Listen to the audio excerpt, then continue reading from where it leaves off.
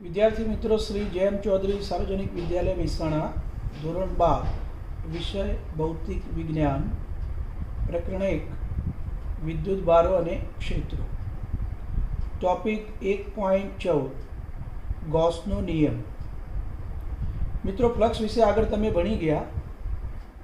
હવે ફ્લક્સનો ઉપયોગ કરી આપણે ગૌસનો નિયમ મેળવવાનો છે।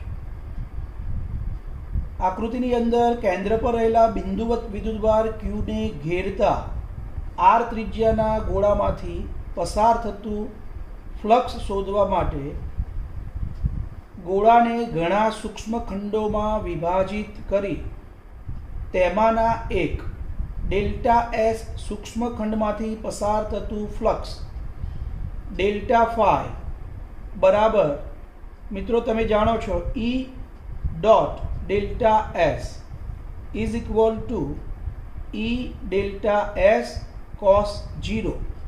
ई अने डेल्टा एस वच्चेनो खूणो शून्य थशे।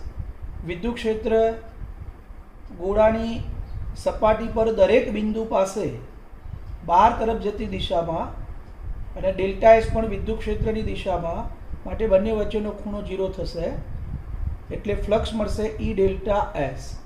ई एटले बिंदुवत विद्युतभारना कारणे उद्भवतुं विद्युत क्षेत्र जेनुं सूत्र आगळ मेळवेलुं छे ई बराबर K Q upon R square into delta S.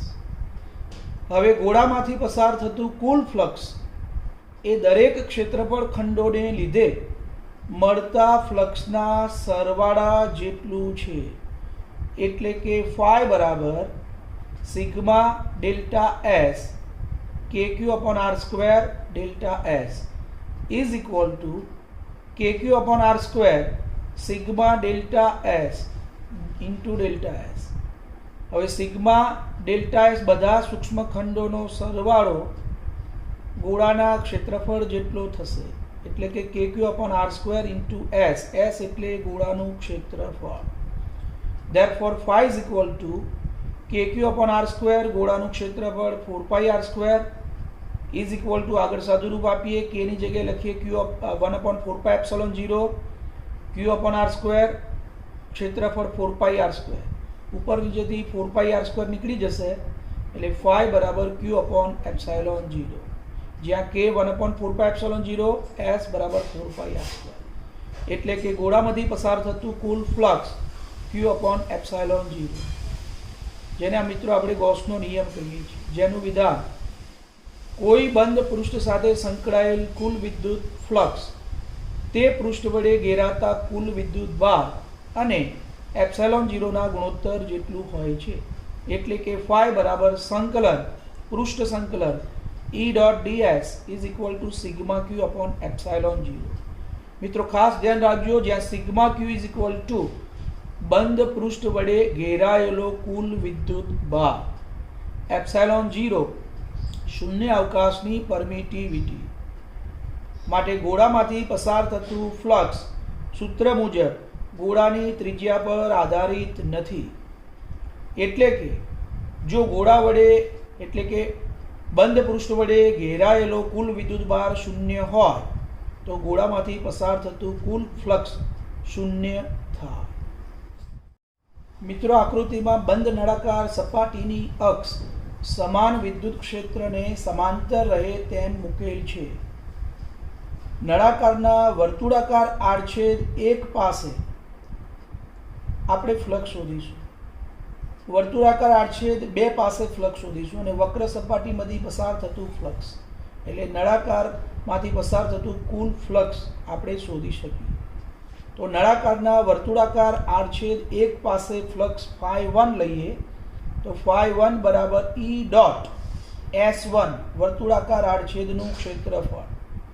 Therefore ई S1 cos पाई विद्युत क्षेत्र धन दिशामां अने क्षेत्रफळ सदिश विद्युत क्षेत्रनी विरुद्ध दिशामां माटे ई अने S1 वच्चेनो खूणो एक पासे पाई थशे।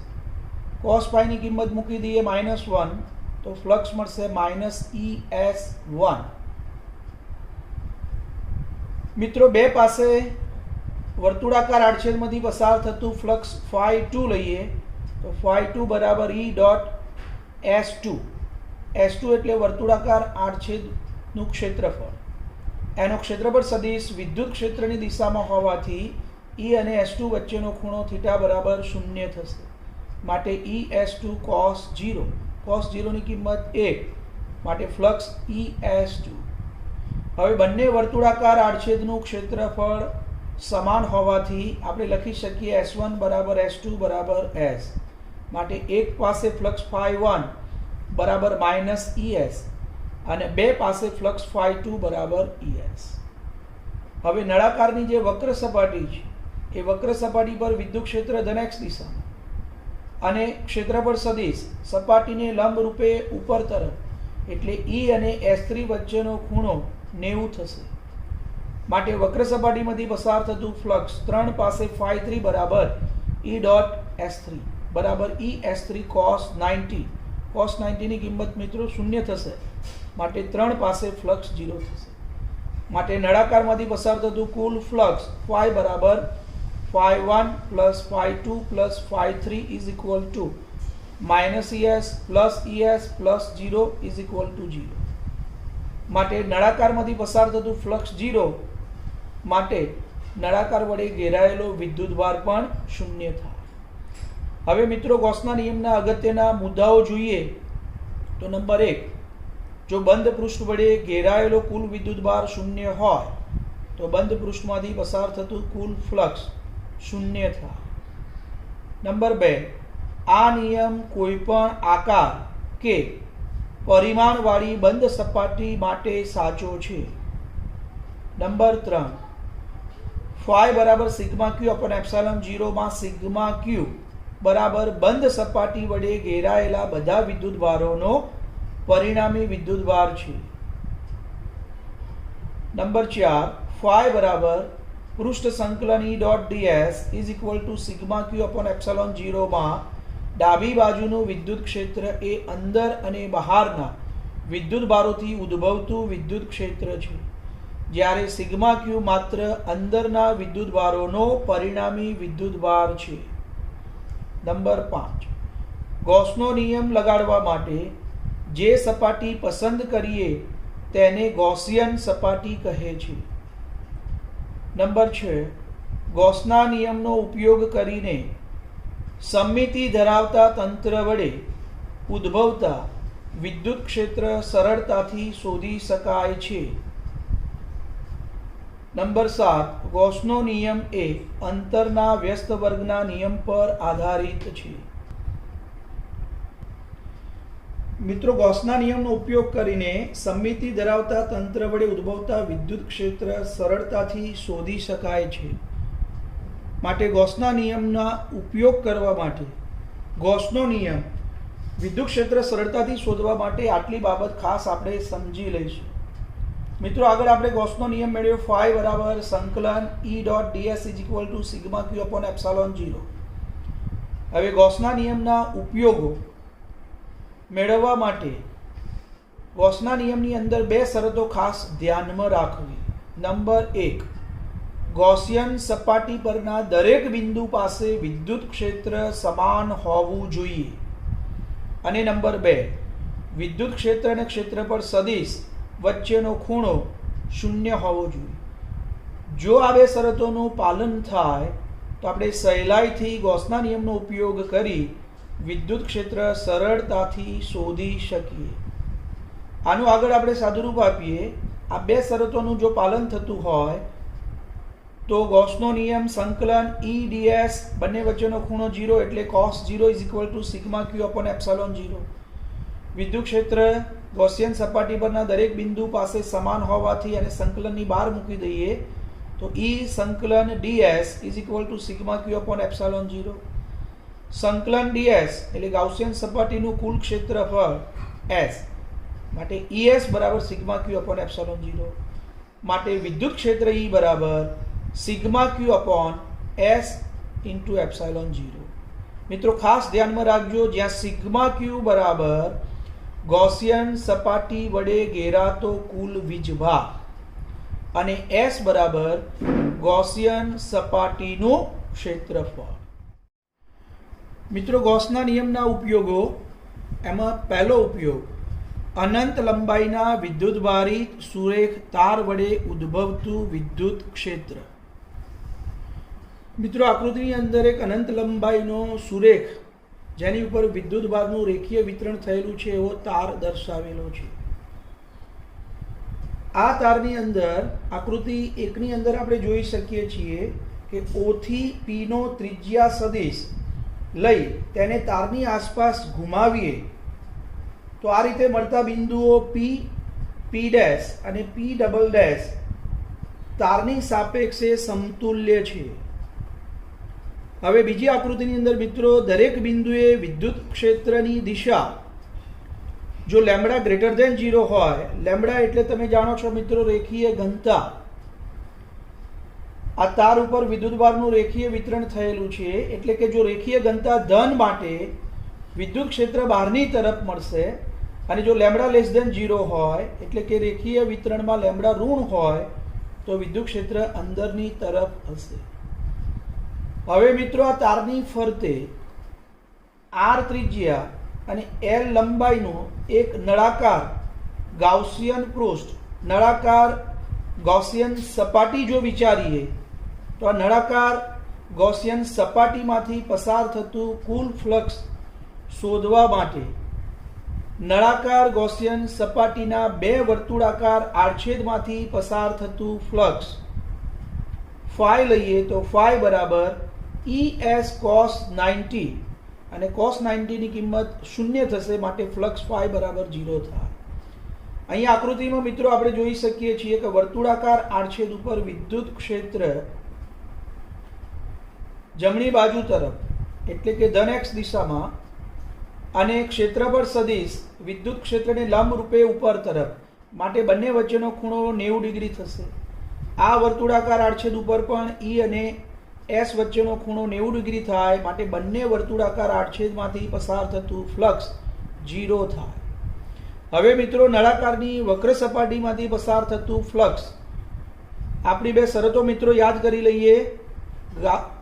ગૌસિયન સપાટી પરના દરેક બિંદુ પાસે વિદ્યુત ક્ષેત્ર સમાન, E અને S વચ્ચેનો ખૂણો 0, માટે ગૌસનો નિયમ વિદ્યુત ક્ષેત્ર શોધવા માટે E બરાબર sigma Q upon S into epsilon 0, જ્યાં સિગ્મા Q ગૌસિયન સપાટી વડે ઘેરાતો કુલ વિદ્યુત ભાર એટલે કે તારની L લંબાઈમાં રહેલો કુલ વીજભાર. તો એકમ લંબાઈની અંદર જો લેમ્બડા જેટલો વિદ્યુત ભાર હોય તો L લંબાઈની અંદર રહેલો વિદ્યુત ભાર લેમ્બડા L થાય, માટે ગૌસિયન સપાટી વડે ઘેરાતો કુલ વિદ્યુત ભાર સિગ્મા Q બરાબર લેમ્બડા L થાય. ગૌસિયન સપાટી એટલે કે નળાકારની વક્ર સપાટીનું ક્ષેત્રફળ 2πRL. બંનેની કિંમત સૂત્રની અંદર મૂકી દઈએ તો સિગ્મા Q બરાબર લેમ્બડા L, ક્ષેત્રફળ S બરાબર 2πRL ઇન્ટુ એપ્સાઇલોન 0, ઉપર નીચેથી L નીકળી જશે, માટે વિદ્યુત ક્ષેત્ર E બરાબર lambda upon 2π epsilon 0 into 1/R. દિશા સાથે દર્શાવીએ તો વિદ્યુત ક્ષેત્ર સદિશ E બરાબર lambda upon 2π epsilon 0 1/R into n caret, એટલે કે તાર વડે ઉદ્ભવતું વિદ્યુત ક્ષેત્ર અંતરના વ્યસ્ત પ્રમાણમાં બદલાય છે, જ્યાં એકમ સદિશ n કેરેટ એ તે બિંદુમાંથી પસાર થતા અને તારને લંબ એવા સમતલમાંનો ત્રિજ્યાવર્તી એકમ. બીજો ઉપયોગ સમાન રીતે વિદ્યુત ભારિત અનંત સમતલ વડે ઉદ્ભવતું વિદ્યુત ક્ષેત્ર. તો અહીં આકૃતિની અંદર એક અનંત વિસ્તાર વાળું સમતલ વિચારીશું.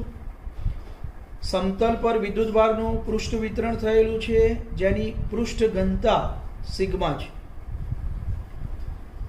હવે આ સમતલમાંથી પસાર થતી એક ગૌસિયન સપાટી વિચારીએ આપણે, એનો આકાર આપણે નળાકાર લઈએ તો આ સમતલમાંથી પસાર થતું એક નળાકાર ગૌસિયન પૃષ્ઠ આકૃતિની અંદર આપણે દર્શાવેલું છે. હવે નળાકારના વર્તુળાકાર આડછેદમાંથી આ બે વર્તુળાકાર જે આડછેદ બતાવ્યા આમાંથી પસાર થતું ફ્લક્સ શોધીશું અને નળાકારની વક્ર સપાટીમાંથી પસાર થતું ફ્લક્સ શોધીશું. તો નળાકારની વક્ર સપાટીમાંથી પસાર થતું ફ્લક્સ phi 3 લઈએ તો phi 3 બરાબર E વક્ર સપાટીનું ક્ષેત્રફળ S3 cos 90। આકૃતિની અંદર મિત્રો વક્ર સપાટી ઉપર વિદ્યુત ક્ષેત્ર અને ક્ષેત્રફળ સદિશ S3 વચ્ચેનો ખૂણો 90 ડિગ્રી થાય, cos 90 ની કિંમત 0 થાય, માટે નળાકારની વક્ર સપાટીમાંથી પસાર થતું ફ્લક્સ φ3 બરાબર 0 થાય। હવે મિત્રો નળાકારના વર્તુળાકાર આડછેદમાંથી પસાર થતું ફ્લક્સ, તો અહીંયા એક પાસે વિદ્યુત ક્ષેત્ર ઋણ x દિશામાં અને ક્ષેત્રફળ સદિશ S2 પણ ક્ષેત્રની દિશામાં, માટે E અને S2 વચ્ચેનો ખૂણો θ બરાબર 0 થશે। નળાકારના વર્તુળાકાર આડછેદ 2 પાસે વિદ્યુત ક્ષેત્ર ધન x દિશામાં અને એ જ દિશામાં ક્ષેત્રફળ સદિશ S1, માટે E અને S1 વચ્ચેનો ખૂણો 0 થશે। મિત્રો સમતલથી બંને વર્તુળાકાર આડછેદનું અંતર સમાન હોવાના કારણે બંને આડછેદ પાસે વિદ્યુત ક્ષેત્ર સમાન થશે અને બંને આડછેદ પાસે વિદ્યુત ક્ષેત્ર અને ક્ષેત્રફળ સદિશ વચ્ચેનો ખૂણો 0 થશે। એટલે કે મિત્રો હવે આગળ જોઈએ આપણે નળાકારના વર્તુળાકાર આડછેદ 1 પાસે ફ્લક્સ φ1 લઈએ તો φ1 બરાબર E dot S1 is equal to ES1 cos 0 is equal to ES1 is equal to ES। આડછેદ 2 પાસે ફ્લક્સ φ2 લઈએ તો φ2 બરાબર E dot S2 is equal to ES2 cos 0 is equal to ES2 બરાબર ES। માટે નળાકારમાંથી પસાર થતું કુલ ફ્લક્સ φ બરાબર φ1 plus φ2 plus φ3 is equal to ES plus ES plus 0 is equal to 2ES। હવે મિત્રો ગૌસનો નિયમ લગાડીએ તો φ બરાબર સિગ્મા q અપોન એપ્સિલોન 0, કુલ ફ્લક્સ φ બરાબર 2ES અને સિગ્મા q ગૌસિયન સપાટી વડે ઘેરાતો કુલ વીજભાર, એકમ ક્ષેત્રફળની અંદર રહેલો વિદ્યુતભાર સિગ્મા હોય તો S જેટલા ક્ષેત્રફળમાં રહેલો વિદ્યુતભાર કેટલો, એટલે કે સિગ્મા q બરાબર સિગ્મા S। માટે સિગ્મા q બરાબર સિગ્મા S ગાઉસિયન સપાટી વડે ઘેરાતો કુલ વીજભાર અપોન એપ્સિલોન 0।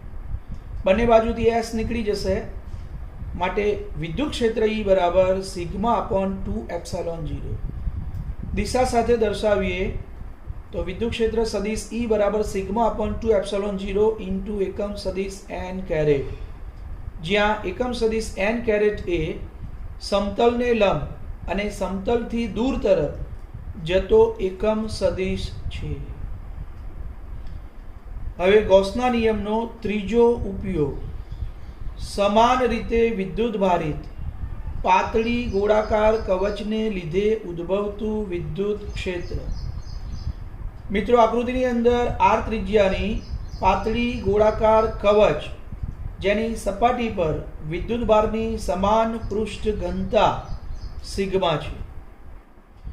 હવે મિત્રો ગોળાકાર કવચ ઉપર કુલ વિદ્યુત ભાર આપણે શોધીએ તો આ ગોળાકાર કવચ પરનો કુલ વિદ્યુત ભાર જો q લઈએ તો q બરાબર સિગ્મા S। સિગ્મા એટલે પૃષ્ઠ ઘનતા, એકમ ક્ષેત્રફળમાં રહેલો વિદ્યુતભાર સિગ્મા, તો S ક્ષેત્રફળમાં રહેલો વિદ્યુતભાર sigma S। Therefore sigma into S એટલે ગોળાકાર r ત્રિજ્યાની ગોળાકાર કવચનું ક્ષેત્રફળ, એટલે કે r ત્રિજ્યાના ગોળાનું ક્ષેત્રફળ 4πr², માટે એકમ ક્ષેત્રફળમાં રહેલો વિદ્યુતભાર સિગ્મા બરાબર q અપોન 4πr²। હવે મિત્રો ગોળાકાર કવચની બહારના બિંદુએ વિદ્યુત ક્ષેત્ર શોધીએ આપણે તો આકૃતિમાં દર્શાવ્યા પ્રમાણે કવચના કેન્દ્રથી small r greater than capital R ત્રિજ્યા ધરાવતું એક ગોળાકાર ગૌસિયન પૃષ્ઠ, જેને આપણે કહીએ છીએ ગૌસિયન સપાટી લઈએ આપણે।